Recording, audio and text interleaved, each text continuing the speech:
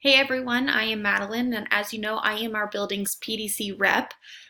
So I focus mainly on making sure you are on top of renewing your license, and I am always here to guide you in the ropes of using Frontline and ensuring that you are keeping track of your professional development points in order to renew your license.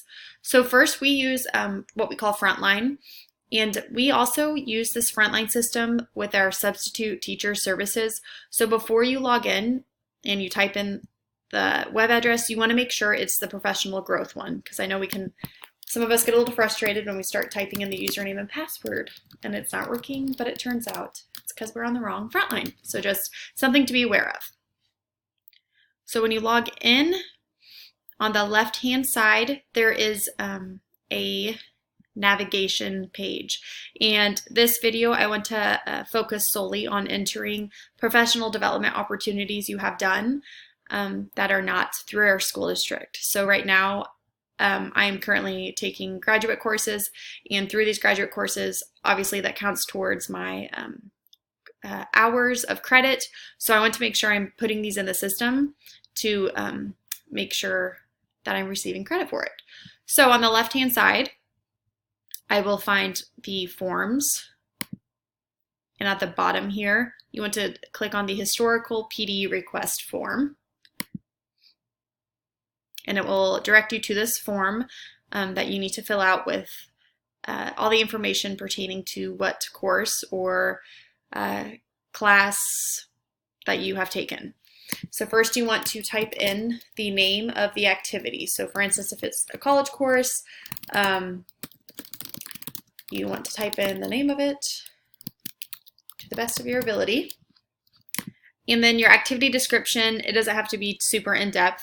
Let's see, researching. And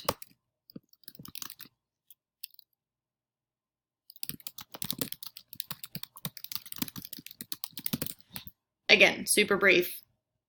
You don't really need to go into too much detail.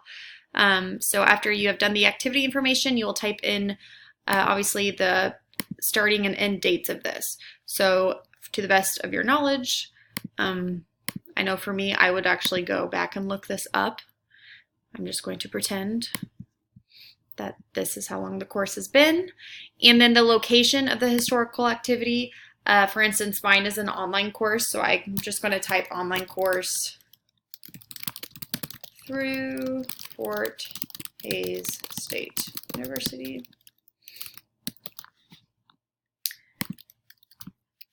And then the provider, if it's online resources or Shawnee Mission School District, you will click either of those.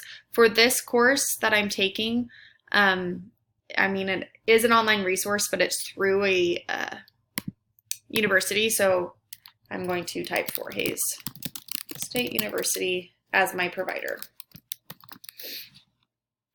And then here with your hours, since mine is a college course, I'll actually be doing my credits. It's a 3-credit course. But for instance, say you went to a PD session offered elsewhere for a weekend or for an evening, you're going to count up the hours that you were in attendance there for the professional development. So if it's an all-day event and you had an hour lunch break, obviously you won't include that hour lunch break. You'll just record the 7 hours you were there actually in professional development sessions learning something beneficial. But again, mine are credit hours, so I will be putting 3 there.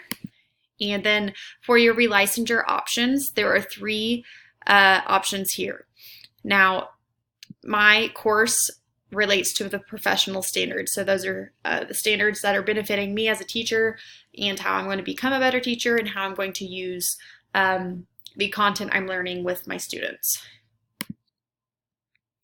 And then finally, for your goals and objectives, so I have previously, at our first meeting, we all entered in a list of goals, and I kind of like to choose, obviously, the ones that tie in. So technology, instructions and classroom management. You just really select what you think you learned most about and how it ties into your goals. You do not need to select all of them, but you need to select at least one. And the purpose, this is crucial that you always select relicensure, because we're always wanting to receive credit to renew our license. And finally, you want to find how these tie into our state standards. So again, it's up to your discretion how you feel this ties in. So you just click on really what you think ties in. You can click more than one. Obviously, you need to click at least one. And then when you think you are satisfied here, everything is filled out, you will then click Submit.